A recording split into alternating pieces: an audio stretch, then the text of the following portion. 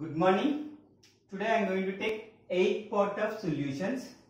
First I will discuss Raoult's law as a special case of Henry's law. Raoult's law is applicable for volatile,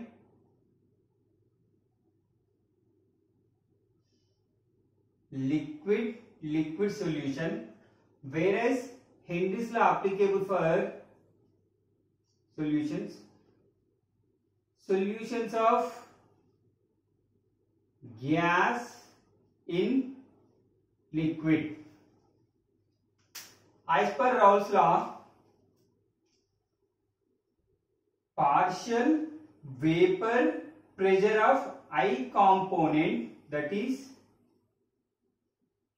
Pi, partial vapor pressure of I component is equals to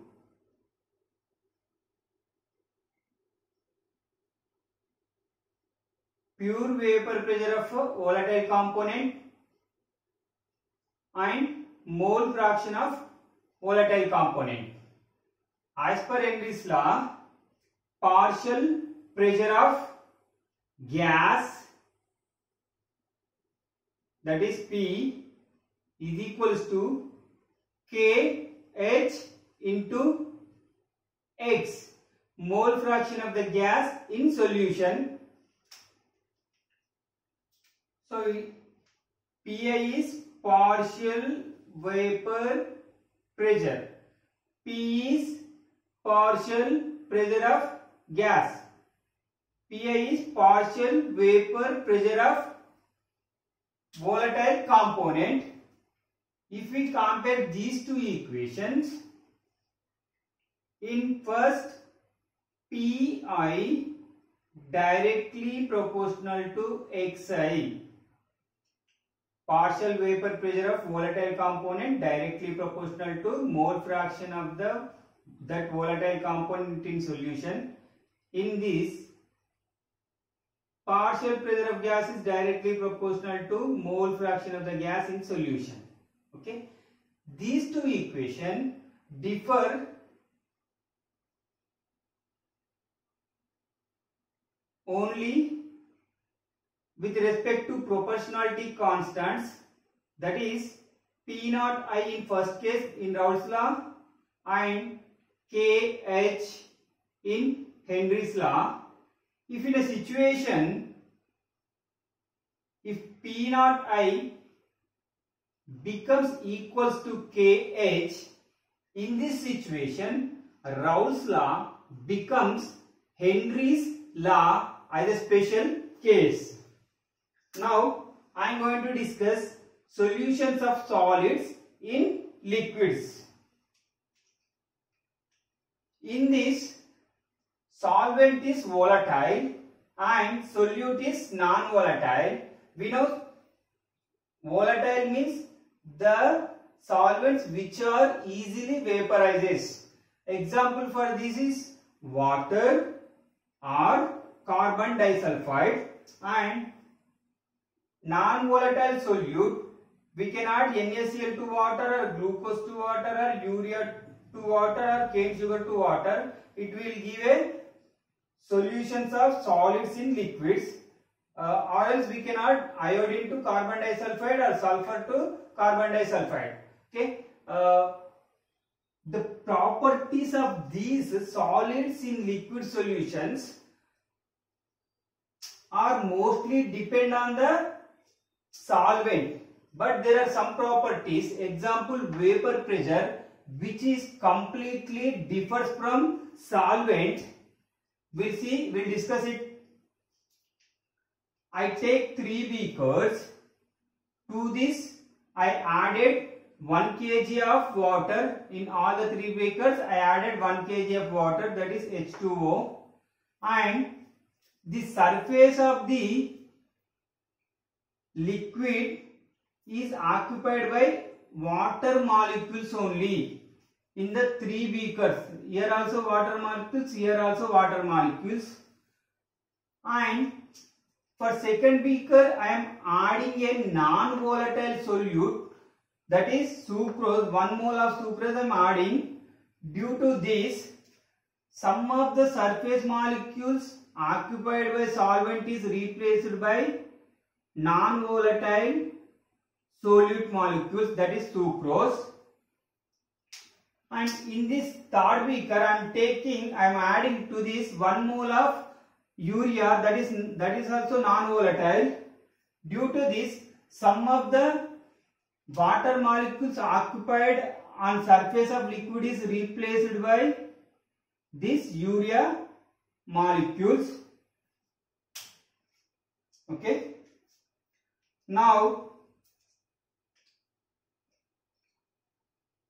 I am closing all the 3 beakers. Okay. And mole fraction of solute in first beaker I taken only water, that is pure solvent. So mole fraction of solute is 0. In second beaker I added solute sucrose and the mole fraction of sucrose, let it be x2, and the mole fraction of urea also x2, because water is component 1 and here also component 1 is water in this solution also, and sucrose is component 2, that is C2. Here also it is component 2. So mole fraction of the solute is x2 and that of mole fraction of solvent, it is 1 because there is no solute is added in first beaker. In this case mole fraction is x1 because water is component 1, so x1. Here also x1. Now I am heating all 3 beakers up to 100 degree centigrade.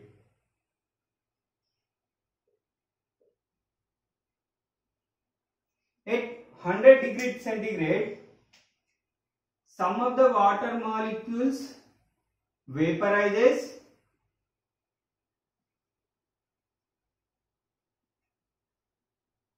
and appear in vapor. Okay, these water molecules which are present in vapor phase, this is vapor phase,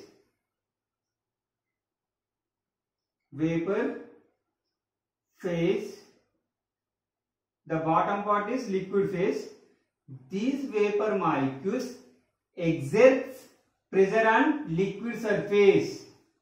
So the pressure exerted by this vapor phase is P01. Okay, or I am giving a numerical value for understanding purpose, that is 10 bars. Okay, and the second beaker also heated up to 100 degrees centigrade, but in this case some of the water molecules are replaced by non-volatile sucrose molecules. Due to this, the number of molecules water vaporizes or decreases. In first case it is maybe 10 molecules of water are vaporized. In the second beaker only 8 molecules goes into vapor phase. Okay, so the amount of pressure exerted on the liquid surface decreases. It may be denoted as P1, or I am giving a numerical value, that is 8 bars.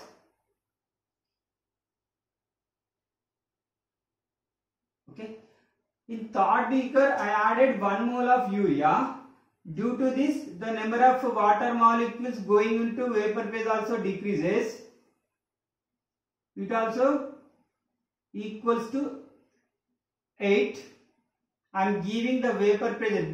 The vapor pressure exerted by these molecules is denoted by P1 or same 8 bars.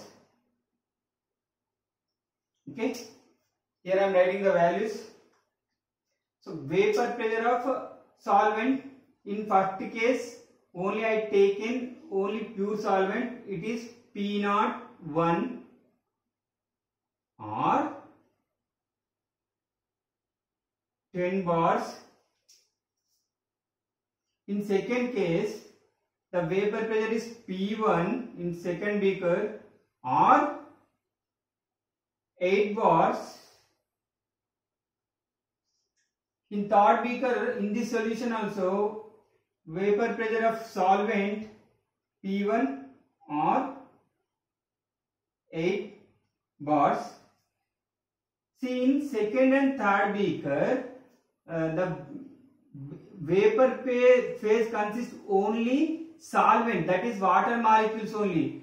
These solute molecules are not present in vapor phase, and the pressure exerted by these water molecules is denoted by P1. In the two cases it is denoted by P1 and P1 because I given same 8 bars of pressure.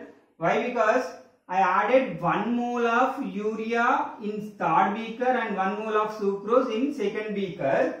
So see here, the decrease in vapor pressure in second beaker, originally it was 10 bars actually, but it is decreased to 8 bars. That means 10 minus 8, so decrease is equals to 2 bars. In this also 10 minus 8, that is equals to 2 bars. So see here, the decrease is same because we added same amount of non-volatile solute. So this decrease in vapor pressure, depends on amount of non-volatile solute. So we added same 1 mole of solute in these two beakers. So the decrease in vapor pressure depends on amount of non-volatile solute, but not on the nature of the solute. In this case we added sucrose, in this case we added urea, but this not, the decrease in vapor pressure not depends on the nature of the solute. Now next topic. So Raoult's law for any solution. Actually we seen just now, Raoult's law is applicable for volatile, liquid solutions, but we can apply this Raoult's law for any solution in which at least one component must be volatile. So for any solution, partial vapor pressure of each volatile component in solution is directly proportional to its mole fraction. See, in this case, in second case, partial vapor pressure of this solution is P1 is directly proportional to mole fraction of the solvent, that is X1. We can write P1 is equals to P01 X1. P01 is pure vapor pressure of solvent. Now I am drawing a graph between vapor pressure of solvent and mole fraction of the solvent. Vapor pressure of solvent and mole fraction of solvent. Here the value of mole fraction of solvent is 0 and it increases and reaches 1 at this end. Now we get a straight line because it is P1 is directly proportional to X1. We get a straight line and here it will become equals to P01 because at this end mole fraction is 1. That means pure solvent only present. Okay. With this I am concluding this session.